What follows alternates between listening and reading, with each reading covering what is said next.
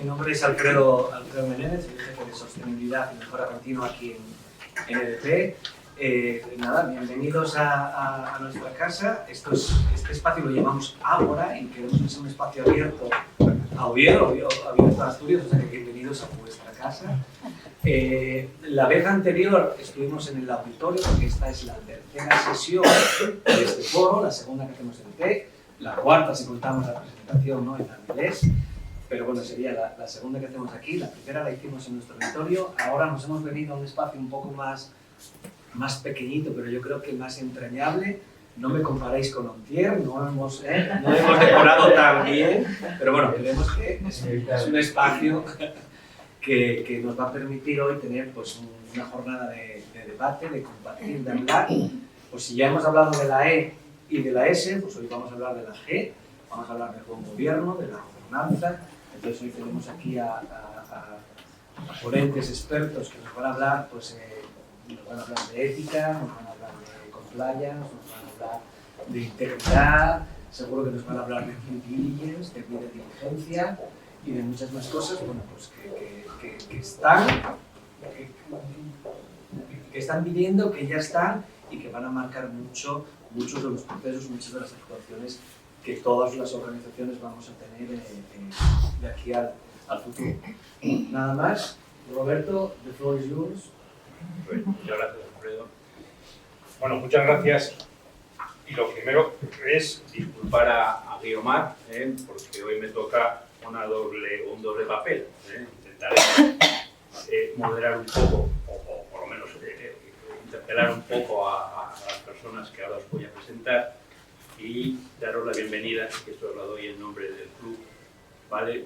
Sabéis, antes Alfredo nos decía ya un poco, que esta es la cuarta sesión del Foro de Sostenibilidad, un foro que se idea para hacer llegar a lo que son las pymes de Asturias, que hay detrás de este concepto. Yo no sé si habrá manido, sobao o un poco demasiado a veces mencionado, que es el tema de la sostenibilidad. Es un tema que se dice muy rápido, pero que detrás tiene mucho calado y muchas derivadas. Hoy vamos a ir terminando el acrónimo, ya ASG, ya nos queda ya lo último, como bien decía Alfredo, y hoy vamos a tocar esa gobernanza. Todo, efectivamente, en esto de la sostenibilidad tiene su propia jerga, y aquí tiene un montón, y hoy veremos un montón de acrónimos, de términos, de anglicismos, de un montón de cuestiones que hoy intentaremos descifrar. Dar las gracias, lo primero a vosotros por la asistencia, pero sobre todo a quienes lo hacen posible, que es EDP, que encima hoy nos deja su casa, aparte de apoyar de manera habitual acciones que incluyen en concreto el foro, a Ontier, que además hoy tendremos a uno de sus socios con nosotros, y también a Caja Rural, que nos apoya en este foro. Bueno, os voy a presentar a las tres personas que hoy nos van a acompañar y nos van a intentar descifrar qué hay detrás de este término no sencillo muchas veces de entender. La primera persona que nos va a acompañar hoy es Javier Loriente Sainz, socio de Derecho Público y Administrativo en Montier. Él nos lo comentará también, pero también nos decía que le cayó un poco esto de sostenibilidad. Le cayó, quizás como nos cayeron a muchas personas esto de sostenibilidad. Esto de sostenibilidad no venía predefinido para nadie y fue cayendo, ¿no? Yo creo que cada vez se está pues, destilando más hacia quién va cayendo, pero al principio cayó, al primero que lo fue cogiendo, ¿vale? Pues seguramente en Montier sucedió una cosa parecida, porque la sostenibilidad, y yo creo que es así, es tan transversal que no es fácil muchas veces de encajar. Bueno, pues Javier, ahora también hablaremos con él. También nos acompaña Belén Fariña Castellanos, que es la responsable corporativa de Duro Felguera, relativa a todo lo que es seguridad y salud y sostenibilidad, ¿vale? Que nos dará la visión ya de empresa grande, empresa cotizada, pero bueno, que algunas hay, en Asturias también cotizadas, y además las empresas cotizadas, que muchas veces las podemos ver como lejanas, no dejan de ser las que anticipan lo que muchas veces llega al resto de mortales, ¿vale? Entonces, no está mal que escuchemos cómo se lidia con estos temas desde una empresa controlada por la Comisión Nacional del Mercado de Valores, con todos sus requerimientos. Y tenemos a Noelia Rodríguez González, que ella se define como representante de una pyme, no sé si el resto lo vemos así, pero es una pyme, aunque sea una pyme alemana, y eso seguramente determina que tiene un concepto diferente de lo que es una pyme, que es la directora de Recursos Humanos y Compliance en PMG Group. Bueno, pero yo creo que, comenzando por el principio, que es como deberíamos de comenzar, yo creo que es bueno, y dado que nos acompaña un socio abogado de la firma Ontier, que nos expliquen qué hay detrás de gobernanza, porque la gobernanza tiene un peso jurídico importante. Yo creo que comenzando por el principio, Javier, ¿qué es esto de la gobernanza? Bueno, muy buenos días a todos. Muchas gracias por la presentación. Gracias a EDP. Maravilloso sitio. Tanto lo he visto el foro, me ha encantado. Y su denominación también, así que nada que envidiar a Ontier en ese aspecto. Muchas gracias también a PCS por la organización de calidad. Y bueno, y a todos vosotros por estar bien. La pregunta tiene su miga. Y la verdad es que después de decirle que sí, que aceptaba la pregunta, luego me va a costar mucho el dar un concepto claro de gobernanza, porque si uno empieza, no sé, en un sitio como este, donde vamos a tener aquí la posibilidad de escuchar a dos grandes cotizadas, estar en una casa como la de EDP, estar en Duro Ferrera con grandes sistemas de gobierno corporativo, definirlo con carácter general, que hablamos en la G de gobernanza y si hablamos solo de ESG o hablamos de sostenibilidad como concepto más amplio. Entonces, voy a intentar enfocarlo desde lo más hacia lo menos, ¿no? Cuando hablamos de gobernanza relacionada con sostenibilidad, que es el objeto de esta charla, yo creo que lo que tenemos que entender es un conjunto normativo del que se dota una compañía a nivel interno y en todos sus ámbitos de decisión, empezando por los más grandes hacia los más pequeños, para determinar cómo se estructura esa organización y, en este caso, a los efectos claros y concretos de cómo articula su política de sostenibilidad. Y eso, en las grandes compañías, en estos momentos, para los que seáis pymes, pues esto así puede asustar, y el modelo de una gran cotizada del IBEX 35 pues es primero normativamente muy distinto al de una pyme por sus obligaciones y sus requerimientos legales, pero sí que desde el punto de vista más ontológico puede perfectamente responder a cualquier tipo de compañía. Empezando por qué soy y a qué me dedico, y definición de mi objeto social, eso lo tiene que hacer cualquier compañía, y la definición de un propósito de compañía, llamaré el objeto social, llamaré o configúralo empresa con propósito, como estos años hemos vivido, ¿no? Como tienen grandes compañías, en definitiva qué quiero hacer y cómo lo quiero hacer. Y eso empieza ya a nivel propiedad, en la propia junta de accionistas, por tanto, en la definición de los dueños de la compañía de qué soy y sobre todo qué quiero ser. Y por tanto la gobernanza empieza por ahí, por definir qué soy y qué quiero ser. Y a partir de ahí, de qué estructuras me doto internamente y de qué normas y de qué procedimientos y de qué órganos para conseguir ser aquello que quiero ser. Y cómo lo logro y cómo lo traslado hacia el exterior y hacia el interior. Y en ese traslado entramos en otro concepto que es el de la transparencia, ¿no? Entonces, así puesto, es mucho más que el puro cumplimiento de la norma mercantil que me obliga a tener una configuración de mi órgano de administración determinada o a unas obligaciones de mi órgano de propiedad, ¿no? A partir de ahí las realidades son muy distintas. Entonces, yo creo que lo planteábamos al preparar la reunión, por ver, yo creo que al final por concretarlo en ejemplos, ¿no? ¿Qué preocupa o qué ocupa a las compañías en esta materia en estos momentos? Es algo que es difícil la respuesta si no atendemos a los diferentes tamaños y a las diferentes realidades de las compañías, ¿no? Una compañía, seguramente luego nos lo explique muy bien, como Duro Ferrera o como la propia EDP en estos momentos, no creo que tenga grandes problemas de definición de su estructura de gobierno corporativo porque lleva muchos años sometidas a unas normas muy concretas, ¿no? Pero a lo mejor sus problemas son más de interpretación del tsunami famoso regulatorio que estamos viviendo en materia de sostenibilidad. Y a lo mejor la gran preocupación de estos momentos, como por ejemplo de una compañía cotizada en IBEX 35 que opera multinacionalmente, es cómo definir con la ley de cambio climático su huella de carbono cuando entre en vigor el Real Decreto y cuando está calculando su huella mundial y cómo lo va a poder hacer en España y solo limitada para España, y problemas de naturaleza quizás más técnica, ¿no? Y sobre todo normativo.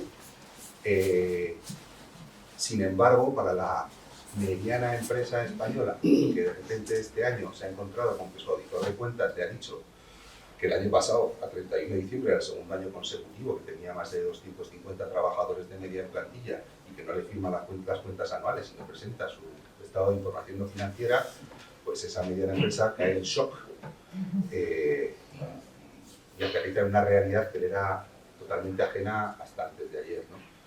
Y por tanto, su visión de la gobernanza y su visión de la transparencia pasa a ser algo inmediato que me obliga a hacer un esfuerzo sobre algo que desconozco porque no tengo experiencia previa. Os estoy hablando de casos reales de las 3 últimas semanas, ¿no? Y dices, bueno, pues tienes que buscar en 4 semanas te hagas y si no, no te vamos a firmar las cosas.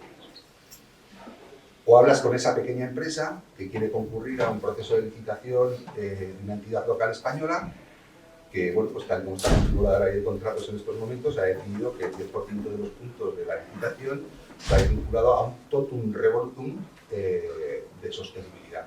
Un totum revolutum en el cual, entre otras cosas, hay una parte de gobierno corporativo.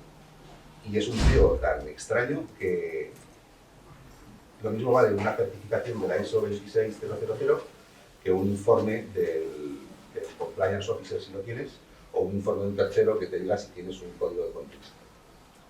Pero claro, esa pequeña empresa que tiene 23 trabajadores, que de repente se ve que le están diciendo que tiene que hacer un informe en materia de igualdad para poder obtener puntos en la licitación pública, pues de repente también aterriza una realidad que también le era desconocida. Entonces yo creo que las sensibilidades son absolutamente dispares en estos momentos por las muy diferentes velocidades en las que se encuentran las compañías en esta materia. Es verdad, hablábamos cuando preparábamos la charla, que la hemos preparado, y bueno, para el abogado es muy fácil vender a cuenta del miedo, pero yo en este punto de verdad que no es una cuestión de generar miedo, sino de generar el concepto de oportunidad. Esto, con esas diferentes sensibilidades, es verdad que las compañías van entrando poco a poco, unos de una manera abrupta, como esta empresa que de repente tiene que prestar estado de información financiera, otros de manera más escalonada. Yo lo que creo es que lo que hay que tener muy claro, por lo menos es lo que nosotros percibimos desde ONCIER, es que esto es una realidad ya, es una realidad que viene siendo desde hace unos años, pero es una realidad que se va a imponer a todo el tejido empresarial.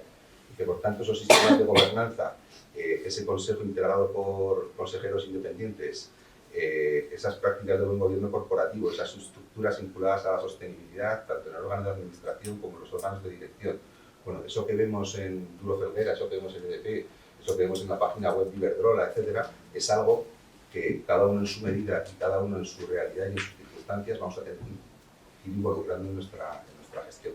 Por poner un ejemplo, ONCIER a nivel global es un despacho que ahora está en 13 países y que ha presentado la semana pasada toda su estructura de gobierno corporativo actual, bueno, pues precisamente en cumplimiento de todas estas circunstancias, sin tener una obligación más allá que, pero bueno, porque es una realidad, porque es la que percibimos y porque es la única manera de estructurar una organización que si ahora quiere obtener financiación, yo creo que ahora nos darán ejemplos claros, que es que si no estás bien clasificado, si no estás acreditando una determinada política, si no tienes unas medidas de gobernanza claras y de estructura de buen gobierno corporativo, es que no te financias, o te financias mucho más caro. Es que hay múltiples consecuencias más allá del puro cumplimiento normativo que en estos momentos son esenciales. Vamos a bajar a la empresa. Es verdad que cada vez que hay una jornada de sostenibilidad hay dos palabras que siempre salen, que son tsunami y reto. No sé si es bueno para empezar a explicar un tema, pero bueno, es cierto que siempre sale tsunami y reto. Pues ese tsunami y ese reto, es verdad que dentro de los 3 bloques quizás esta G es la que está más regulada jurídicamente, ¿vale? Es la que más, no, también la parte ambiental, pero esta está muy regulada también, y más en un caso como el tuyo, Belén, en el que la Comisión Nacional de Mercado de Valores ya anticipó muchas de estas cosas que está llegando ya al común de los mortales. ¿Cómo asumís vuestro día a día? ¿Cómo habéis ido interiorizando esto en vuestro día a día? Bueno, buenos días, muchísimas gracias por la invitación, por vuestra asistencia, por supuesto a EDP, por estas instalaciones que hoy nos brinda la oportunidad de compartir con vosotros.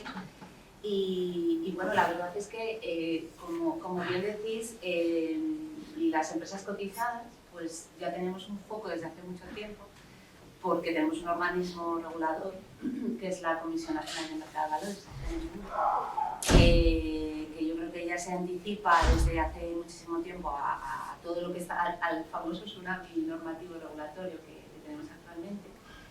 Y bueno, pues claro, en Duro Felguera, por ser empresa cotizada y por estar en ese club de requisitos, especificaciones, etcétera, pues ya se nos recomienda el código de buen gobierno corporativo que establece la CNMV. ¿Esto qué ha supuesto para nosotros? Pues que tengamos lo que hoy en día se conoce como el código de conducta. Nosotros es algo que aquel llamado antiguo código ético tenemos desde el año 2009, o sea, esto es ya desde hace muchísimo tiempo, ¿no? ¿Por qué? Pues porque, como muy bien ha explicado Javier, el tema es que nosotros al tener un consejo de administración con unas funciones establecidas y con una serie de obligaciones, tenemos ya desde hace tiempo comisión de auditoría interna, cumplimiento, que luego nos contará Noelia, cumplimiento y auditoría interna y de riesgos. Tenemos una comisión de retribuciones, tenemos una comisión de sostenibilidad, que es un poco la más jovencita dentro de lo que es el Consejo, presidida por Leonel Sevilla. Entonces, claro, para nosotros esto es un impulso y un mirar hacia el interior. O sea, ya partiendo de la base de que si tú no conciencias desde el interior y intentas, tanto internamente y externamente, compartir ese compromiso, esa excelencia en la gobernanza, ¿no? En tu propio órgano de administración, no puedes seguir. Ya no solamente, que luego veremos ejemplos concretos, que ya no puedes seguir vendiendo, sino que, bueno, pues que es que el mercado ya está tomando unos niveles que, ya os digo, para mí, algo que ha mencionado Javier, ha sido un punto de inflexión, que fue la ley del 2018 de los estados de información no financiera, que nos pilló a todos un poco pues de sopetón, y perdonad una expresión, porque ninguno de nosotros, por muy empresa cotizada que fuésemos, estábamos ordenados para reportar toda la cantidad de información que ahora mismo se nos está exigiendo y que ahora ya se hace pequeña, con CSRD, etcétera, que ya he visto que habéis tenido una sesión específica. Entonces, bueno, yo creo que la mejor manera de explicar esto es con un ejemplo, ¿no? Como vivimos en Duro Felguera, empresa epecista, yo no sé si todos sabéis a qué nos dedicamos en Duro Felguera, una empresa epecista, pues lo que hace es un llave en mano, ¿no? Una empresa como EDP, una empresa utility, que son nuestros clientes, quiere hacer un proyecto, una planta de energía, vamos a utilizar este ejemplo ya que estamos en nuestra casa, y desde el principio, o sea, ya no solamente porque tengamos ese halo superior del código de buena conducta de la CNMV, sino porque las grandes empresas globales que también son cotizadas o que también están utilizando estándares de los requisitos europeos, ya para precalificarte, es decir, para empezar a hablar contigo, con mis compañeros de desarrollo de negocio de las partes comerciales, para poder hablar con gente como EDP, con Iberdrola, con SSI en Irlanda, con todas las empresas de distribución eléctrica, nos van a hacer pasar una precalificación. Es decir, esas precalificaciones son de todas las normas que os podéis imaginar, todos los estándares habidos y por haber, que luego han venido a compilarse en los estados de información no financiera, ¿no? Ahí yo creo que es realmente donde a las empresas que vendemos proyectos y que vendemos productos nos interesa estar. ¿Por qué? Porque si el primer paso que es este cuestionario, esta evaluación previa, no lo pasas, es que estas empresas no sigan ni hablando contigo. No os quiero contar, por ejemplo, nuestra división de servicios de energías renovables, clientes de Suiza, de Noruega, de Finlandia, que su estándar en temas de gobernanza, en temas sociales, en temas de medio ambiente, está implantado desde hace años. Entonces, yo creo que para nosotros ha sido un espacio de tiempo muy corto en el que hemos tenido que formarnos, recuperarnos, entender que esto es necesario y que para mí, desde el punto de vista de Eurofedera, tiene que emanar de un consejo de administración. En nuestro caso somos muy grandes, tenemos varias comisiones de auditoría, que seguro que conoces en profundidad, o sea, pero quiero decir que tampoco nos vamos a asustar, pensad que desde el año 2018 hasta hoy han pasado un espacio relativamente corto, pero que nos ha dado tiempo a ir poco a poco formándonos, interesándonos, difundiendo, importantísima la difusión. O sea, tú puedes tener una política, un manual antisoborno estupendo en un cajón, si no lo difundes, tampoco sirve de nada, ¿no? Entonces, un poco por centrarme en cómo lo hacemos en Eurofedera. Seguimos con nuestro ejemplo de empresa utility que nos contacta para presentarnos una licitación.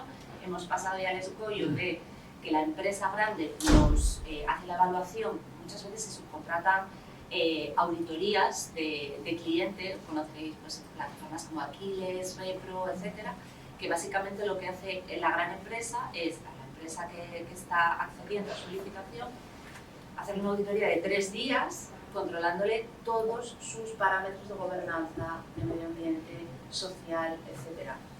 Entonces, salvado ese primer escollo y contratado ya el proyecto, imaginaos que EDP ya nos ha contratado nuestra planta de energía, ¿cómo hacemos eso posible? Es decir, ¿cómo hacemos hacia el tercero todo este tema de la gobernanza, la transparencia, etcétera? La transparencia en nuestro caso es muy fácil porque somos, gracias a las recomendaciones del Código de Gobierno Corporativo, de Buen Gobierno Corporativo de la CNMV, todas las cosas económicas, hechos relevantes, tenemos que comunicarlos, ¿no? Pero eso queda como muy grande, ¿no? Muy a nivel de derecho, de economistas, etcétera. Pero es que ya no nos podemos quedar ahí, porque mi cliente, EDP, empresa canadiense, de una ejecución de una mina en Marruecos, quiere que yo como EPCista y como diseñador de su planta de minerales, el molino de bolas de 25 millones de euros que quiere instalar en su planta, quiere que lo fabrique en un sitio específico con unas políticas de derechos humanos que tienen que llevarse a cabo. Es decir, que tu empresa canadiense que te adjudica un proyecto en Marruecos quiere que su máquina, su equipo principal, esté fabricada en un sitio específico donde se cumplan derechos humanos, no trabajo infantil, una serie de casuísticas que a nosotros, como empresa que trabaja en el mercado internacional, nos da mucha seguridad tener implantadas normas como la de 9601 de cumplimiento de compliance penal, la 37001 de antisoborno. Estamos siendo verificados en temas del índice de buen gobierno. Sabéis que hay una norma ahora que es certificable. Nosotros estamos solamente verificados dentro de un plazo corto, ya vamos a certificar también el sistema de gestión. Entonces, todas estas herramientas que a vosotros quizá me digáis, es muy complejo, digamos que todas estas cosas nos facilitan estandarizar este entramado para poder hacer esa gestión muy rápida. A mi EDP o un cliente canadiense, que es el caso real además, me adjudica una planta de mineral en Marruecos, pero quiere que fabriquemos en un sitio, en China en concreto. Hemos tenido que desplazar gente, hemos tenido que ir allí con inspectores para ver que se cumplen realmente esos estándares que a mí, mi empresa utility o mi empresa canadiense de extracción de mineral me está exigiendo. Eso todo tenemos que tener evidencias. No es como antes de, bueno, pues fabricamos en un taller de Tremañes y más o menos te acercas, ves que todo... No, ahora mismo todo tiene que estar, debido a esas regulaciones, evidenciado. ¿Qué nos hace a nosotros ser más ágiles en todas estas gestiones? Bueno, pues dado que somos una empresa cotizada, que además de trabajar con grandes clientes, pues tenemos ya la estructura transversal creada para poder dar soporte a todos estos requerimientos. Imaginaros, os estoy hablando de algo muy lejano, Canadá, un molino de bolas, fabricación en China, desplazar a gente para que haga inspecciones, para que efectivamente se vea que no hay explotación de mano de obra infantil, que nuestra política de derechos humanos se cumple, etcétera, ¿no? Pensad en un proyecto mucho más pequeño. Nosotros tenemos un taller de fabricación, Gijón, Talleró, que es bueno, pues un estandarte, ¿no? de la fabricación de equipos a presión, que no hay que irse tan lejos. O sea, a muchos clientes para los que fabricamos equipos a presión ya nos están exigiendo que el acero que curvamos en galería pesada sea acero verde, o sea, ya tenga unas características que nos hace que cada vez sea más complejo ir a salir a comprar, a petición de compra, etc. Os estoy hablando de un equipo o de algo que nosotros colocamos en un proyecto. Pero es que además, el tercer pilar sería toda la cadena de suministro de subcontratación que trabaja en nuestros proyectos. Para todos los colaboradores, terceras partes, subcontratas, de toda nuestra cadena de suministro, tenemos que estar seguros por este código de conducta, por nuestra política interna, que ellos cumplan con todos estos requerimientos. Entonces, a través de evaluaciones, no tan en profundidad como lo puede hacer el cliente de una utility con nosotros, pero sí en una menor medida porque es un desarrollo interno nuestro, el año pasado implantamos y nos inscribimos en la red de Ecovadis, ¿vale? Por ejemplo, es uno de los que existen, ¿vale? El año pasado sacamos la medalla de bronce, yo este año tengo confianza y vamos a ir a por la de plata, y el año que viene a la de oro, no tengo ninguna duda. Pero quiero decirte, no es que quiera dar publicidad, pero son herramientas que a nosotros, que trabajamos muy rápido, proyectos EPC que tienen plazos muy ambiciosos, son herramientas que a nosotros nos sirven para agilizar toda esta infraestructura, ¿no? ¿Qué pasa luego con los colaboradores, terceras partes, cadena de suministro que trabajan con Duro Felguera? Empresa tractora, un poco lo que decíais, ¿no? Pues nosotros tenemos empresas como EDP y empresas canadienses que fábricas de todo tipo de handlings, de cintas transportadoras, pero es que seguimos trabajando con el taller de Tremañes, de calderería. Entonces, ¿qué ha supuesto esto para una pyme, para alguna empresa que quizá no tenía tan desarrollada la normativa como nosotros? Pues sin ningún problema de la mano. O sea, nosotros tenemos un código de conducta a terceros que ponemos a disposición de toda la gente que trabaja con nosotros. Es decir, yo entiendo que ese pequeño taller de Tremañes, y permitirme que lo familiarice, no tiene un código de conducta o no tiene, nosotros ponemos a disposición, se firma una carta de adhesión y se puede poner a su disposición nuestro código de conducta. Además de establecer todos esos marcos regulatorios, pues ya os digo, hay herramientas que nos facilitan luego todo el tema de, ya no solamente la gobernanza que se queda muy, muy alto, ¿no? Todo el tema de derechos humanos, diligencia de vida, pues un poco lo que hemos contado. El tema de la diligencia de vida nos obliga a que, como sabéis, nuestro mercado está a 75% en mercados internacionales. Todos los agentes que trabajan con Duro Felguera en países culturalmente diferentes al nuestro, Sudamérica, Panamá, Argentina, hemos hecho un montón de proyectos en Argentina, hemos hecho proyectos en Perú. ¿Qué hacemos? Pues todos esos agentes que, imaginaros si nosotros aquí con reglamento y con tsunami de requisitos legales europeos nos cuesta, imaginaros una empresa en Panamá o en Argentina. Entonces, ¿qué hacemos? Pues que todos los agentes que colaboran con nosotros se adhieran y acepten que que van a tomar el código de conducta exactamente igual que si fuesen parte de Duro Felguera, ¿vale? Eso no quiero asustaros y no es un poco lo que hablábamos en la reunión preparatoria. Esto no ha sido en un año, o sea, estamos hablando de que el punto de inflexión estuvo en el 2018 con los estados de información no financiera, pero hay tiempo. Pilar fundamental, bueno, pues nuestro código de conducta tiene 17 puntos, ¿no? Que abarcan todos los ámbitos de la E, la S y la G. Hay tiempo, asegurando el cumplimiento legal, que estoy segura que todos conocéis, con ese cumplimiento legal, lo siguiente, vamos a ir paso a paso, ¿vale? Noelia, tú representas a las pymes. Sí, y escuchamos. No lo creemos mucho, pero... No, precisamente escuchamos cada ¿Cómo vez lo que veis? más convencida. Bueno, muchísimas gracias por la invitación y a las asociaciones también y a los asistentes, desde luego. Pues sí, nosotros nos definimos como una pyme. Os comentaba antes, somos 1.500 personas en todo el mundo, a pesar de que llevamos el apellido de multinacional. Es cierto que tenemos ubicación en China, Estados Unidos y en Europa, en diversos países de Europa, pero las cosas son un poquito más andar por casa, si me permitís la expresión.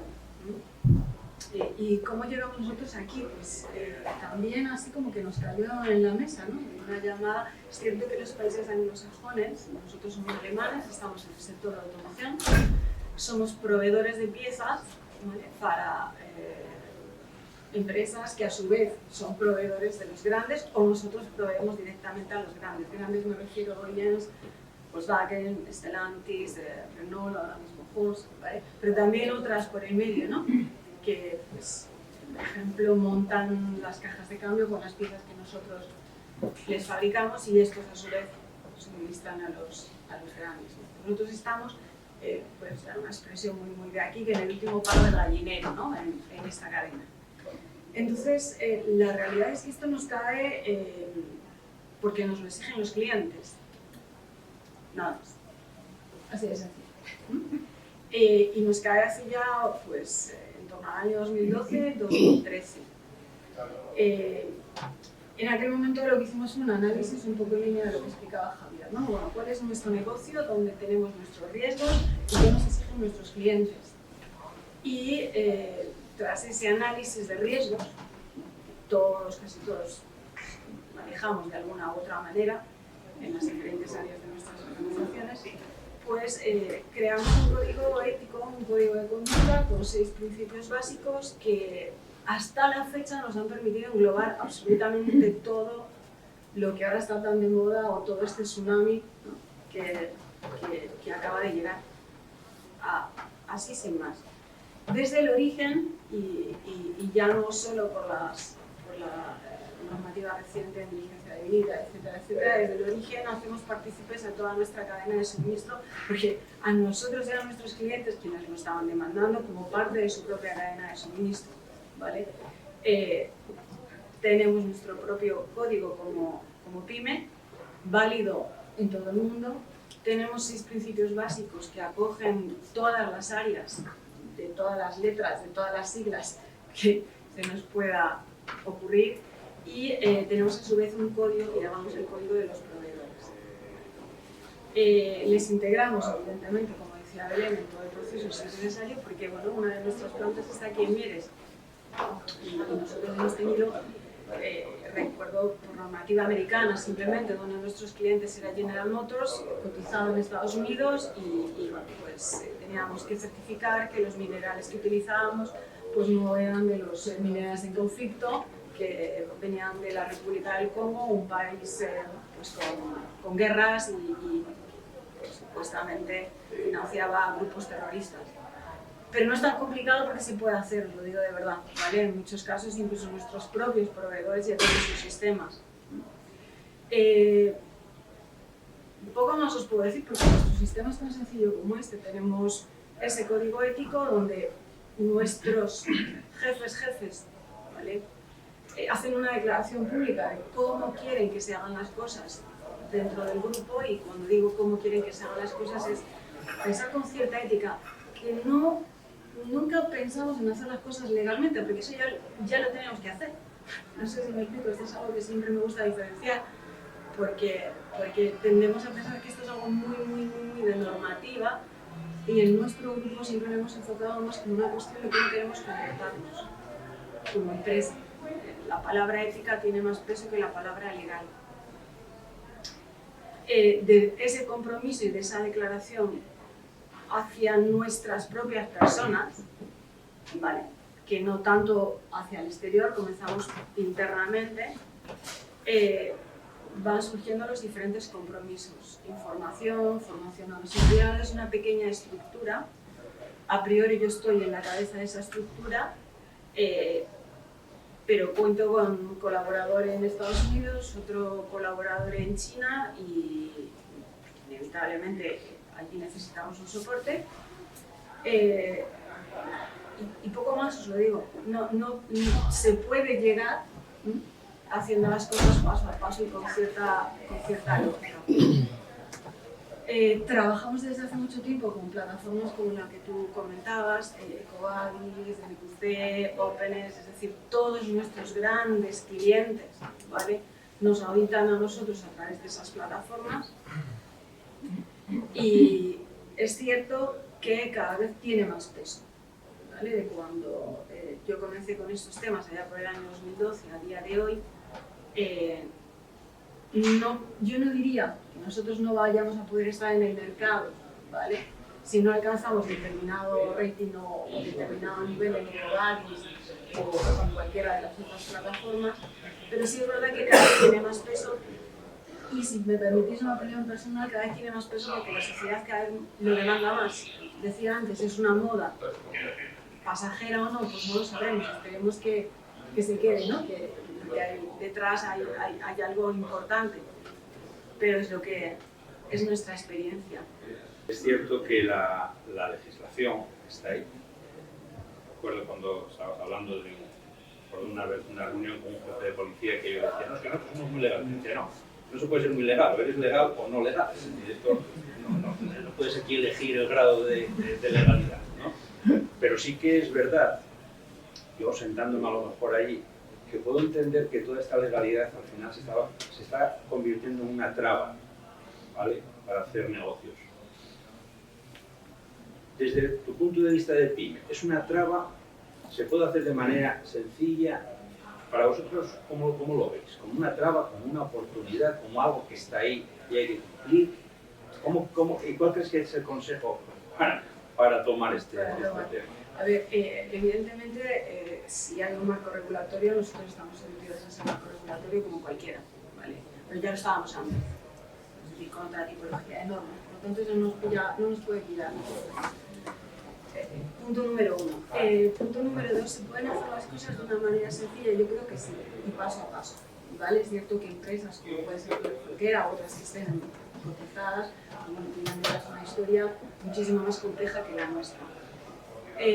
Pero una empresa como nosotros en automoción, paso a paso con un código de conducta, generar una estructura mínima que tiene un costo, pues sí, inevitablemente si tienes que tener una persona rellenando las encuestas de Cobalt, si son evidencias, o haciendo pequeñas píldoras formativas para tus empleados, pues desde un punto de vista del pyme, pues sí, es un coste, ¿no? Desde el punto de vista de los clientes, bueno, tenemos que tener cosas. Es decir, tenemos que tener cosas, ¿vale? El grado de exigencia yo creo que va a depender bastante del sector, e incluso de ese análisis de riesgos inicial, dónde pueden estar mis problemas y qué me pueden exigir mis clientes. En nuestro caso, no estamos certificados por ninguna norma.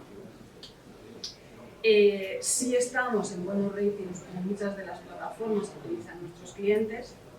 Es cierto que, por ejemplo, en las condiciones generales de contratación de casi todos los grandes grupos de automoción, viene por detrás, usted tiene que tener su código de conducta, tiene que cumplir con esto y esto, y nosotros copiamos y pegamos, y en nuestras condiciones generales de contratación ponemos exactamente lo mismo.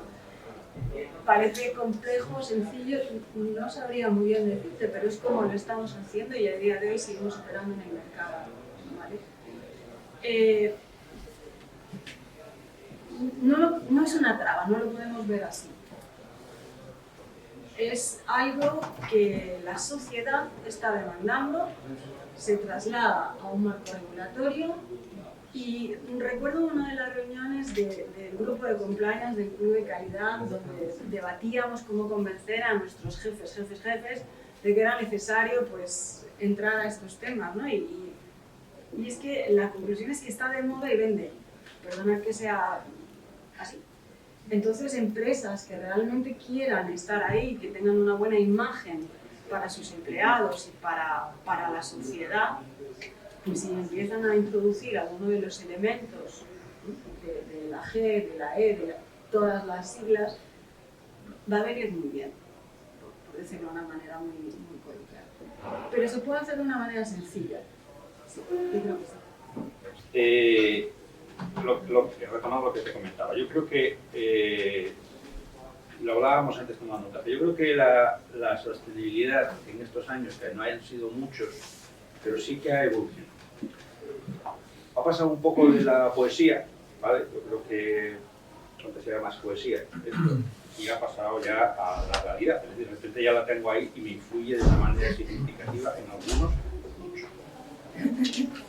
Tenéis una empresa como vosotros, ¿tenéis un análisis en vuestra cuenta de resultados? Es decir, porque esto tiene una afectación clara en vuestra cuenta de resultados. ¿Cómo lo evaluáis? ¿Cómo os influye? ¿Cómo tratáis este tema? Bueno, pues ya no la cuenta de resultados, es que, como antes comentabas, nosotros ahora mismo, para conseguir financiación o avales para un proyecto, agencias de seguros o agencias de crédito, un CESCE o toda la gente que tiene que financiar proyectos o que se fía de ti, por ejemplo, en el caso, voy a utilizar CESCE, que es el que me acaba de venir a la cabeza. CESCE ya no asegura, desde el 1 de enero de 2023 ya no asegura proyectos de combustibles fósiles. O sea, quiero decir, ya no es que tú quieras hacerlo o que EDP me contrate para hacer un ciclo combinado, que ya sé que no, pero bueno, quiero decirte que ya no solamente es la cuenta de resultados, es que no hacemos el proyecto. Quiero decir, es que ya no se puede financiar un proyecto o alguna agencia de crédito no me avala si yo voy a hacer, como nos ha pasado, una planta de emergencia en Irlanda porque quieren, la política irlandesa tiene el tema de offshore y ahora quieren hacer toda la energía verde. Pero claro, desde que lo han decidido por el Green Deal hasta que instalan todo el offshore, mientras tanto la gente tiene que seguir consumiendo energía. Entonces, claro, se han dado cuenta de que en ese gap, ¿qué hacemos? Entonces voy a hacer 5 plantas por toda Irlanda de gas, que es lo que está pasando, ¿no? Entonces, los que hacemos las plantas de gas vamos a las agencias a pedir crédito y nos dicen que no, el gas no lo financia. Entonces, claro, a nosotros nos supone ya casi un enfoque estratégico. O sea, es un enfoque estratégico de compañía, ¿no? O sea, de consejo, sentarse y decir un poco lo que decía Noelia, ese examen y ese diagnóstico y esa decisión de hacia dónde vamos, porque si seguimos apostando por el tema de los combustibles fósiles, quizá sea más difícil obtener una financiación. Entonces, ya directamente cuenta de resultados, vuelvo un poco a lo que me habías preguntado.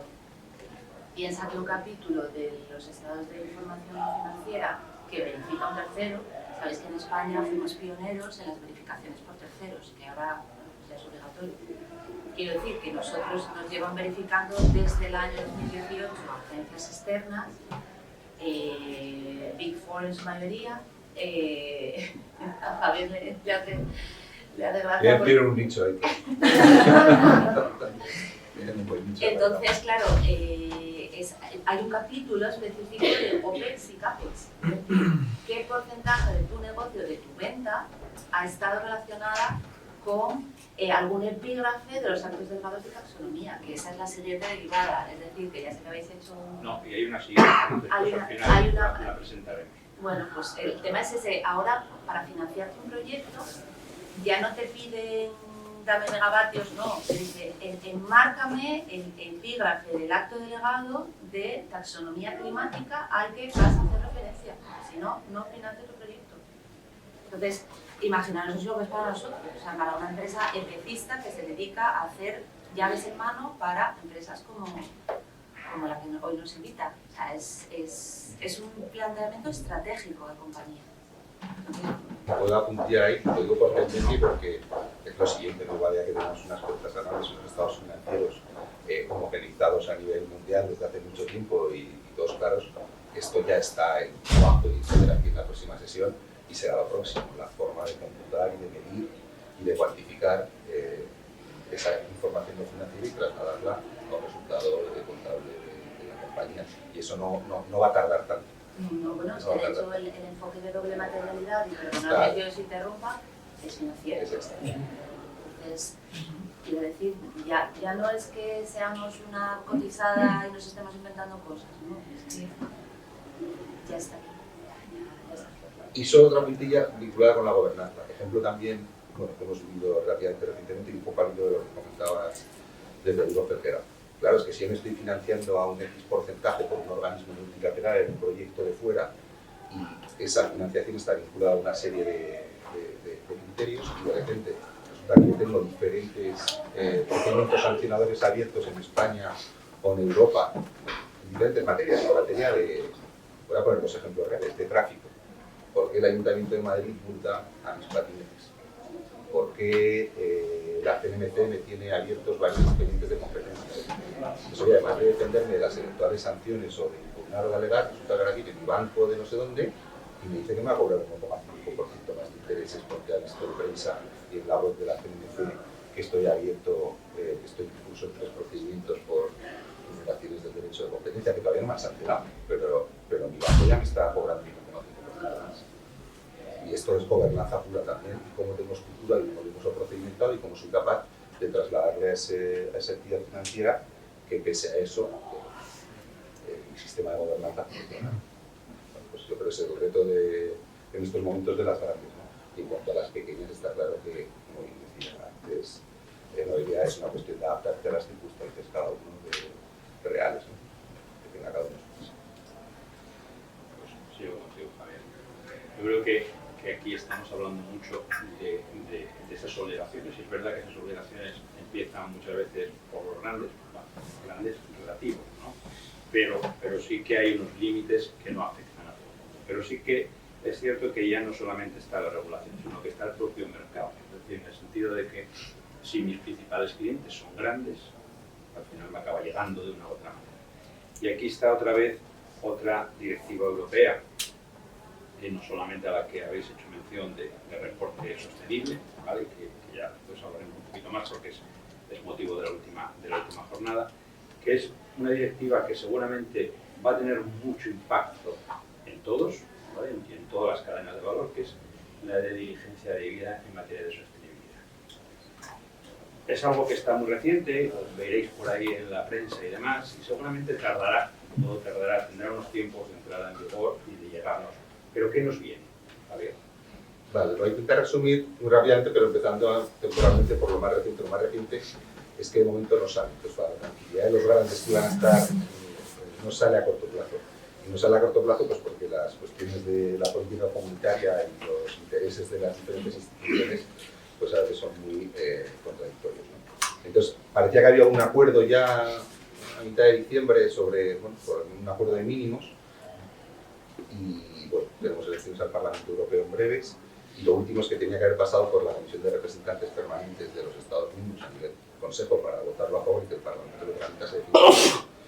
Y bueno, bajo la presidencia ya belga y no española, esto se va cayendo en las dos últimas semanas de los órdenes del día y por tanto parece que una cierta oposición interna en Alemania, una cierta oposición en Bélgica, una cierta cosa rara en Italia, pues todo aquello que se había acordado en diciembre de momento no sale. Si no sale en los próximos días, pues ya con elecciones al Parlamento en breves, tendremos que ver ya a finales de año, una vez constituido el Parlamento, poder ver la directiva a lo mejor pública como directiva, luego objeto de transposición, plazos limitados. Pero ¿qué se nos viene? Es la pregunta. Claro, esto te puede dejar tranquilo desde el punto de vista de lo que decíamos antes, ¿no? La norma legal no existe, no me vincula. Pero es que esa norma ya existe, es que nos lo han contado, es que lo que trae la directiva de diligencia de vida es algo que las grandes compañías ya vienen. Viene con otros criterios, ¿no? Y lo resumo muy brevemente. Se trata de proteger los derechos humanos y el medio ambiente en toda mi cadena de suministro. Es decir, ya no vale, voy a poner el ejemplo más bruto, el Rana Plaza famoso, que se cae el edificio y se mueren 305 trabajadores del sector textil. Quiero recordar que esto es Pakistán. Y claro, cuando ven las etiquetas de los fabricantes, de las marcas que fabricaban, que mueren los 305 trabajadores porque se hunde el edificio entero, bueno, pues ya no solamente que se les caiga, entre comillas, la cara de vergüenza y por tanto el sector textil hace ya muchos años que ha adoptado criterios para que los balones no sean cosidos en la India por niños de 6 años o determinadas cuestiones básicas que se controlan ya en determinados sectores, sino que esto ha ido mucho más allá. Bueno, pues eso la Comisión lo ha querido legislar, lo ha querido normal. Ahí sí que en una posición inicial las empresas han entendido que eso supone una carga tremenda, porque al final usted pretende hacerme responsable hasta del último elemento de mi cadena de suministro y de mi cadena de producción. Entonces, si al final la persona que está montando mi planta eólica en África, si al final voy a responder de que está enganchado a un arnés, el último señor que se sube a montar la pala, pues a lo mejor para mí desde Europa es una carga que tiene un coste que no soy capaz de asumir.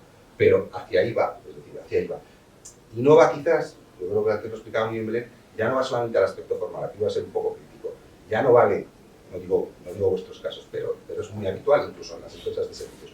No vale, tengo mi código de conducta y me adhiero como suministrador al código de conducta. Eso ya no vale. No vale porque, a pesar del verificador privado, ¿quién controla que eso que te has adherido es real? Y que eso es así. Bueno, pues en muchas de las ocasiones no pasan las grandes, que tienen sus verificadores que tratan de controlarlo. Ahora ya se va a exigir normativamente que eso que tú estás haciendo como diligencia de vida verifiques anualmente que todos aquellos con los que estás trabajando cumplen de verdad. Y de nuevo, igual que te están auditando el estado de información no financiera para que sea veraz, para evitar que verdaderamente, y esto la gente de cumplimiento de compliance penal lo entiende muy bien, porque al final la directiva de diligencia de vida no es sino un trasunto del compliance penal llevado a un compliance de derechos humanos y medioambiental. De derechos humanos que están todos, es decir, no hace falta, está la Carta de Naciones Unidas y todos los tratados internacionales de derechos humanos, por lo cual todo. Y en materia medioambiental, pues todas las grandes obligaciones que en materia medioambiental a nivel internacional se ocurran, por tanto todas están también emitidas. Hay esa infracción, la gran lucha entre las instituciones comunitarias en virtud de qué intereses representa cada una de ellas. Bueno, pues la Comisión intentó hacer su papel, que era muy ambicioso. El Consejo, como es lógico, en representación de los Estados y de las empresas de esos Estados, ha intentado cortarlo porque suponía muchas obligaciones. Y el Parlamento da un paso más, y lo digo en la línea. La exposición de motivos de cuando el Parlamento se pronuncia sobre la Directiva de Licencia de Vida, una frase muy contundente que viene a decir algo así como: el cumplimiento voluntario no funciona. El cumplimiento voluntario no funciona. Y cuando depende de la voluntad, no funciona. Depende de que nosotros obliguemos y sancionemos. Esto lo dice el Parlamento Europeo para dar un paso más. Entonces, claro, se va a unas posiciones maximalistas que han dado lugar a que esto se vaya retrasando hasta intentar alcanzar un acuerdo. Ese acuerdo parece que existe, pero no se va a materializar en los próximos meses. Y bueno, básicamente dejan al sector financiero fuera de momento, ¿vale? Porque ya tienen sus propias obligaciones, ya han conseguido salirse de esto, pero sí que va a impactar directamente, pues como desde luego Adolfo Ferrera, o AEDP, ¿no? Empresas de más de 500 con un volumen de 150 millones de euros en la Unión Europea, ¿no? A partir de ahí ellos son los obligados para con sus filiales, para con su cadena de suministro, que al final teóricamente lo van a limitar a aquellos con los que tengan relaciones comerciales la empresa, ¿vale? Pero a partir de ahí va bajando todo, ¿no? Entonces, bueno, son programas de diligencia de vida, como los de los compliance, que van a ser verificados por terceros y con la amenaza de sanción de hasta un 5% de tu facturación anual.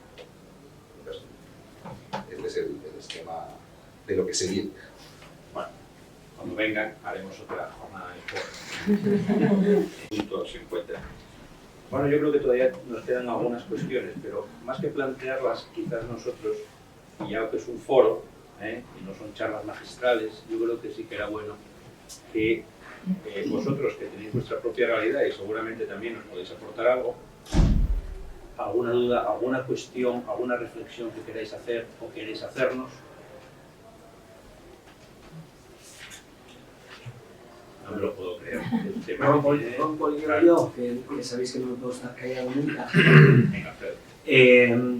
Bueno, muchas veces cuando hablamos de esta gobernanza, ¿no? Siempre decimos esto viene de la parte legal, los compromisos nacionales, multilaterales, ¿no? Como el cambio climático y demás, o de las grandes que hacemos un efecto tractor, ¿no?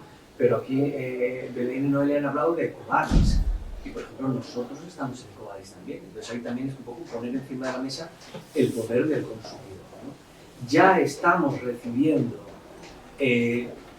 peticiones de clientes que nos dicen: si no estás en EcoVadis con más de 75 puntos, ni me mandes oferta. Y eso ya llevamos varios años recibiéndolas. Entonces, más que esa atracción que pueden hacer los grandes, yo creo que ya hay casi una rueda en la que todos los grupos de interés tienen su parcela de poder y tienen capacidad de traccionar esa rueda o de moverla hacia un sitio o hacia otro, ¿no? Y bueno, por comentar un poco cómo es EcoVadis, porque yo había ahí algún detalle que no conocía. El año pasado tuve una reunión con ellos.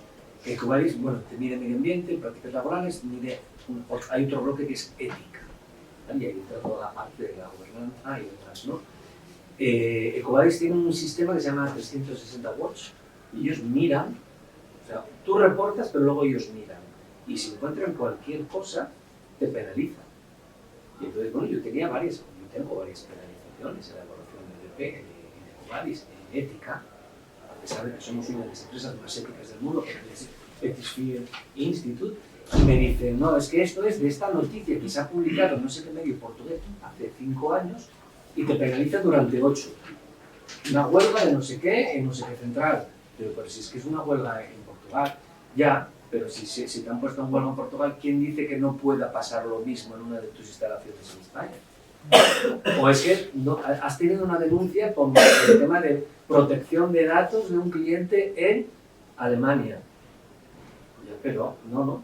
O sea, lo mismo, si un cliente en Alemania ha tenido ese riesgo, le puede pasar a un cliente en España. Aquí tienes más clientes que en Alemania y luego te penaliza más. También 8 años, o esto menos, esto tanto. Entonces, claro, ya no es solo que todo lo soporta el papel, yo puedo reportar y ser un líder en EcoVadis, sino que ellos tienen esa vigilancia de todo lo que se hace, ¿no? Y luego el cliente tiene ese poder. Entonces, bueno, hay todo un ecosistema, que también es otra, junto con Tsunami, ¿no? Y Red y demás, es otra de las palabras que hay que siempre colocar en este tipo de foros, es todo un ecosistema que nos está obligando a todos a movernos. Bueno, esta parte de la gobernanza, sin duda, nunca se trata, siempre hablamos de medio ambiente, siempre hablamos de laboral y demás, pero yo creo que sin duda es muy importante y todos los grupos de interés de cualquier organización tienen mucho poder y son capaces de mover estos aspectos. Todos No los sé si... stakeholders, en definitiva, porque habláis de Coadis, que es una plataforma en definitiva que te audita, me gusta explicarlo de esa manera, sobre diversos aspectos y tienes que ir dando respuesta y subiendo así evidencias, ¿no? de las respuestas. En algunos casos no te deja pasar, te hace luego un análisis y a partir de ese análisis te da una calificación, incluso te permite planes de acción para mejora, etcétera, etcétera. Esos resultados tú los puedes compartir con clientes o muchos clientes directamente solicitan. Exactamente. Nosotros trabajamos con más en el mercado, en EQC, OpenS, ayer todavía estamos haciendo una con Iveco. Es decir, hay bastantes plataformas, al menos dentro de lo que es con los grandes de automoción. Bueno, es una manera. De todas maneras, a mí siempre me gusta también enfocarlo desde el punto de vista de que nosotros estamos en automoción y no somos un ejemplo, ¿vale? Y no me voy a remitir a hechos pasados, ¿no? En absoluto, porque bueno, dice un poco de nosotros. Pero es lo que comentábamos, en realidad de lo que se trata es no de cumplir la norma, que la tenemos que cumplir sí o sí, sino de definir un poco, ¿no? Cómo queremos ser vistos, cómo queremos ser, lo primero de todo, y cómo queremos ser vistos. Y bajando un poco más yo antes ponía el ejemplo, ¿no? De Minerales, República Democrática del Congo, y suena algo como demasiado, ¿no? Para una empresa, porque nosotros tenemos proveedores que están en Langreo, en la Felguera. Pero a veces, y hablando de la debida diligencia, derechos humanos, nos suena súper grande. Nos suena a eso, financiación de grupos terroristas y cosas así, ¿no? Es pensar cómo estás pagando a tus empleados. Ya no hablo ni siquiera del tema de seguridad. Es decir, estás pagando bien las horas extras. ¿Qué contrataciones les haces? Y eso nos cae a todos en la mesa. Absolutamente a todos. A mí es el ejemplo que siempre me gusta poner. Por eso digo que no somos el mejor ejemplo, porque realmente luego cuando nos toca eso no lo respetamos, ¿no? Es decir, lo primero que se nos va es la parte social. Entonces, bajándolo mucho al terreno y tirando de lo que comentaba Javier y de lo que son derechos humanos, pensarlo de esa manera. Hay cosas muy fáciles, como esta que os estoy diciendo, cómo estamos pagando, cómo estamos contratando, que están afectando directamente. Y que luego sí puede ser que en un momento dado te toque hacer una auditoría con EcoVadis y aparezca. Va a ser un poco crítico enlazando esta pregunta, sí, genera un poco de polémica. Estoy copiando a quien me precedió en la sesión anterior, que era el director de innovación de CAPSA, creo recordar, que dijo esto siempre genera polémica cuando lo cuento, y es que estamos desarrollando una línea de innovación en Central Lechera que son productos lácteos para mascotas. Y claro, que quedan en otros vídeos, pues bueno, es que la estadística dice que cada vez hay menos niños y más mascotas, entonces oye, el futuro del mercado va por aquí, que cada uno opine lo que considere, pero es verdad que una de nuestras líneas de innovación. Bueno, yo voy a ser súper crítico, así en abstracto, con las certificadoras. ¿Por qué? Porque hay un tsunami certificador, más que un tsunami regulatorio. Tú has citado unas cuantas y ahora eres bronce, quieres ser platino, quieres ser oro. Y coges la web de cualquier IBEX 35 y lo único que hay son certificaciones por un tubo en materia de sostenibilidad. Y a ver quién tiene más medallas, y parecen almirantes todos. Claro, pero ¿qué mide? Porque a ti te quita 8 puntos por eso, pero Sustainalytics te quita 7 por otro. Y SSL te lo quita por no sé qué. Entonces, aquí voy a romper una lanza a favor del regulador. Entonces, la Unión Europea ha dicho que esto es un cachondeo. Entonces, vamos a poner un poquito de orden, por lo menos. Vamos a estandarizar los estándares, porque si no, no hay manera. Es decir, vamos a ponernos mínimamente de acuerdo. El problema de la Unión Europea es que nunca lo hacen mínimamente. Es que se clava una directiva que la desarrolla entre distintos reglamentos y actos delegados de la Comisión, que no hay quien se aclare, y es más complicado. Después de 5 o 6 años, 7 avanzando, que todas las agencias. ¿vale? Pero es verdad que se viene un poco al hilo de lo que decías también del consumidor, ¿no? Claro, Pero eso ya está también, ¿no? El etiquetado en materia de sostenibilidad, porque es que cada uno, en función del parámetro y del certificador que tiene, puede poner en su caja de galletas lo que considere, entre comillas, oportuno porque no se lo ha certificado. Y hombre, ya llega un momento que dices, mire, tenemos que poner algo en lo que estemos mínimamente de acuerdo. Y eso también está en desarrollo normativo en el Green Claims de la Unión Europea. Entonces, bueno, el legislador, como siempre, va por detrás de la realidad social. La realidad social, lógicamente, tiene que generar sus propios estándares a través de esas empresas, pero claro, tú puedes tener una clasificación DSI con diferentes puntuaciones en función de la empresa de rating que te lo está haciendo, porque los criterios no son homogéneos, porque no tienen nada que ver lo que están midiendo unos u otros, ¿no? Entonces, claro, eso también es relevante de cara al funcionamiento de los mercados y al funcionamiento de las compañías. Estoy de acuerdo.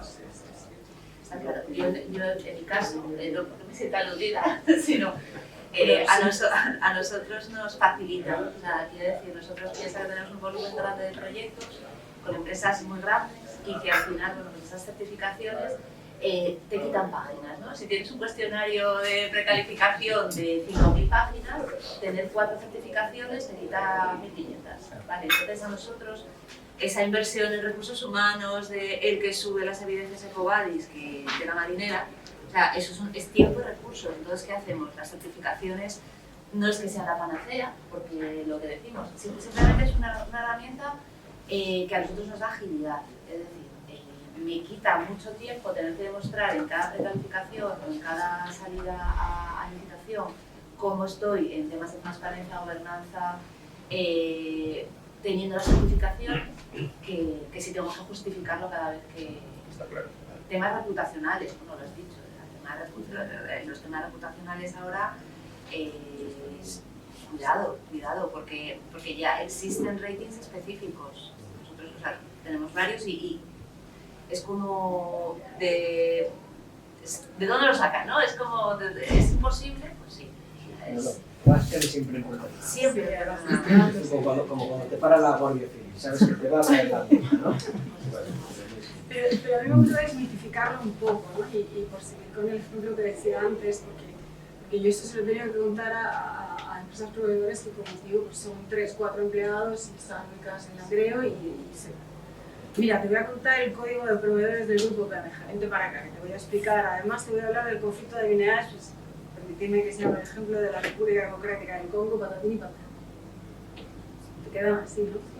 Pero entonces les cuentas, no, continúa el ejemplo, vale, ¿cómo estás pagando a tu gente? ¿Qué estás haciendo? Para mí sonaría muy, muy sensible, además, ¿vale? O sea, empezamos a pensar de otra manera. Pero luego además añado, pero tranquilo, porque antes de que yo tuviera un código de proveedores también tenías que estar haciéndolo bien.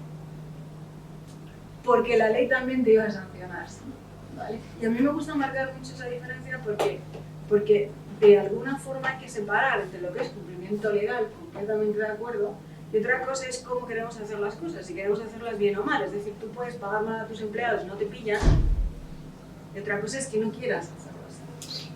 Y cuando hablamos del concepto de gobernanza, yo lo quiero entender, y es lo que intento remarcar constantemente, es lo otro, es cómo queremos hacerlo.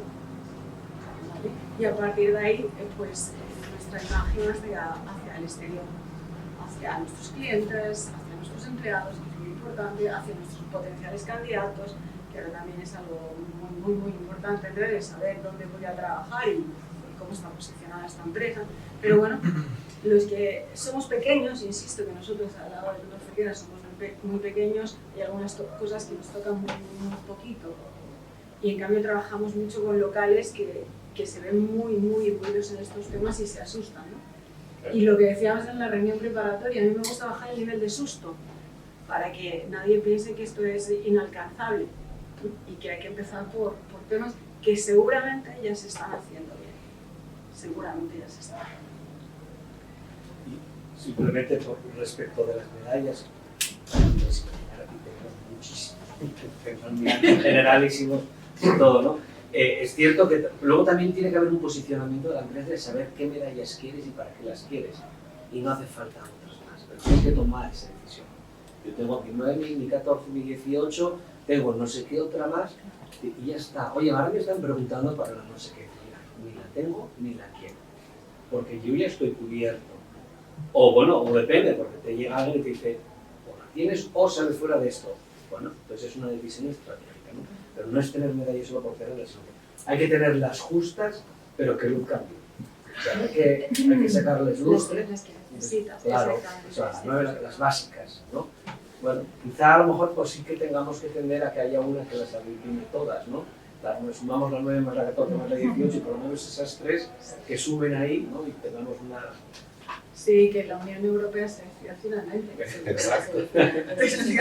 Por aquí, ¿no? Totalmente. De una forma. Hablábamos de empresas calificadoras, de líneas de financiación, hablábamos de auditorías, bueno, de regulación impuesta, de marco regulatorio, pero yo solo entiendo en sede de cotizadas, lo entiendo para multinacionales, pero para pyme, una vez que se ha dado el paso inicial de tengo un código ético, que para mí es el primer paso, yo creo, ¿qué herramientas puedo, como decía Noelia, de forma práctica, de copiar y pegar, qué pasos puedo dar para acabar teniendo una estructura de compliance o de gobernanza que pueda ser atractiva para futuros habitales, o sea, como modelo de negocio, esa estructura de gobernanza y de transparencia? ¿Cuál sería el siguiente paso? La representante de las pymes. Pues te cuento nuestra experiencia. Comenzamos con un código ético, ¿vale? Y lo siguiente fue comunicarlo. Comunicarlo a nuestros propios empleados, ¿vale? Y un poco a nuestra red de proveedores. De manera que todos estuviéramos hablando de lo mismo. Y eso, entendiendo que el código ético, cuando se elabora, parte de un análisis de cuáles son tus riesgos. Por seguir con el ejemplo, yo estoy en automoción, pues las normas de la competencia, ¿qué queréis que os diga? Lo mismo que digo, son críticas en nuestro caso y las bordeamos todo el rato, ¿vale? Pues uno de los principios de ese código ético es cumplir con las normas de la competencia, propiedad intelectual, propiedad industrial, etcétera, etcétera. Es decir, si partes de un código ético que está elaborado en base a un análisis de, ¿vale?, dónde opero, y cuál es mi producto, qué riesgos puedo tener con relación a estos temas que estamos hablando, elaborar ese código ético y el siguiente paso es comunicarlo. ¿Vale? Sí, pero dando por hecho que ya hay un código ético que ya está comunicado, Vale. tal vez haya un código ético para proveedores, incluso. ¿Qué herramientas de las que hemos hablado? Por ejemplo, ISO 36001 es una ciencia ficción, pero por ejemplo, de los sistemas del reporting de estados no financieros consolidados, o tal vez podría ser algo más del tipo de, bueno, control de los consejos de administración, porque también es complicado, sobre todo porque son muy reducidos. Es que, ¿me entendéis la pregunta? Sí, igual tampoco tienes que ir a mucho más, que es un poco lo que yo comentaba. Yo no sé qué estadística de pymes asturianas, por ejemplo, tienen un código ético. Yo no sé, Javier, si tienes algunos datos. Pues no, o sea, obviamente que no los tengo objetivos. Pero bueno, puedes dar pasos, ¿no? O sea, como está diciendo, y hay elementos claros para una pyme, ¿no? La parte social, que tú lo decías antes, ¿no? Al final, pues, cuando llegas a 50 trabajadores no tienes obligación de tener un plan de igualdad, pero si tienes determinadas medidas vinculadas a algo que se pueda parecer, porque tienes un delegado de personal o tienes dos delegados de personal, pues no es que vaya a sonar bien, es que va a sonar muy bien a cualquiera que te vaya a analizar, es que va a sonar muy bien en la contratación pública que tengas un plan de igualdad, aunque no sea obligatorio, si es algo que no te supone un coste ni una superación. Digo, algo fácil, un mínimo análisis de un informe de brecha salarial, un mínimo análisis de inclusión y diversidad, los sistemas sociales. Si eres una pyme que afecta al ámbito medioambiental, pues es mucho más claro, ¿no? Ir a una ISO, aunque seas una pyme, a una 1401 o algo, que tengas un sistema de gestión ambiental con tu análisis de materiales de efecto negativo ahí, yo creo que bueno, son elementos hacia donde se puede ir, ¿no? Esos propios riesgos, ¿no?, que has identificado para elaborar este código ético son los que te van a decir cuál es el siguiente paso. Pues manejas datos, controles, es decir, pues tengo que focalizarme en la protección de datos, o tengo que focalizarme más en el tema medioambiental, o tengo que focalizarme más en el tema social, pero en mercados. Ese código ético para mí es de donde se tiene que desplegar todo lo demás. Entonces, tampoco sin volvernos locos, es que si no te aplica, perdona, Javier, tómalo con calma. Tómalo con calma. Yo te diría algo estético, pero fácil y práctico, ser firmante del Pacto Mundial, presentar el informe de progreso anual, subir ese informe de progreso a la web del Ministerio, el portal RSE. Ya estás demostrando una transparencia que al final es ese código de ética, los 10 principios del Pacto Mundial y tu breve análisis anual que estás disponibilizando para todos los contribuyentes. Bueno, bonito y barato. Cada 2 años un informe. O cada año, depende cómo lo quieras enfocar. Nosotros lo hacemos anual, pero una pyme podría ser un riesgo que tenga, ¿no? Pero solo si tiene O cada 3. tiene un efecto. Claro. Es una cuestión Pero es puramente estético, que sirve un poco de carta de presentación, no es un coste excesivo, lo asumimos. Bueno, tiene una parte de apertura, ¿no? De transparencia que te permite un poco pues, empezar a jugar, ¿no? Con estas normas de demostrar de a terceros. El propio cuestionario, ya que lo menciona del tema del pacto, el propio cuestionario que tienes que completar para hacer el pacto es una buena ¿cómo se dice? Toma de curso, ¿no? O sea, es muy sencillo, no es un EcoVadis, es muy sencillo, es un cuestionario, antiguamente no te pedían nada, tú te adherías al pacto, pagabas y ya estaba, hoy en día sí. Son cosas que van cambiando y que realmente empiezas a ver que, bueno, pues que se tienen que tomar en serio, ¿no? La propia adhesión pues es un cuestionario muy sencillo que te va a preguntar 4 cosas básicas, mucho más con los pies en el suelo, que yo creo que te puede servir como punto de inicio, como pistoletazo de salida. Y luego para mí fundamental lo que ha dicho Noelia, que tu código de conducta sea un examen de conciencia, un enfoque a riesgos y que tú seas el que propone los controles. De dónde están tus riesgos y si los asumes o no los asumes. Bueno, vamos ahora a intentar, sí. Yo creo que sí que es una buena reflexión. Yo me suelen preguntar muchas veces por dónde empiezo en esto de sostenibilidad y yo creo que el intentar hacer un pequeño reporte, el Pacto Mundial es un pequeño reporte, yo siempre lo llevo esto es como un armario que está vacío y tú tienes que empezar a rellenar. Entonces ese examen te va a servir para ver qué te falta en cada hueco del armario. Entonces ese examen te va a orientar por dónde tienes que ir tirando y después tú voluntariamente en función de lo que tú crees que es bueno para tu mercado o para tu negocio, pues vas rellenando el hueco de las camisas o de tal en función un poco de lo que tú quieres. Pero por ejemplo el Pacto Mundial es un... Bueno, muchas gracias. Muchas gracias a vosotros también por la asistencia. Desde luego es un tema que da para mucho y eso que no hemos abierto el greenwashing, que algo se puso por ahí, pero eso también nos daría para una jornada en sí misma. Cuando queréis. Bueno, con esto es la cuarta y ya nos queda solamente ya la última jornada, que es justo un mes, creo que es el 19 de marzo, de Dontier, y que estará ya dirigida a un tema ya, digamos, más técnico y más concreto, que es el tema de financiación verde, que también algo se inició por aquí. El tema de taxonomía, que suena como... Antes era para los insectos, este tipo de cosas, y ahora esto se ha traído a los negocios, pero bueno, es algo que existe, y de hecho ya veíamos que influye directamente en la financiación de proyectos. Taxonomía y el tema de reporte, ¿vale?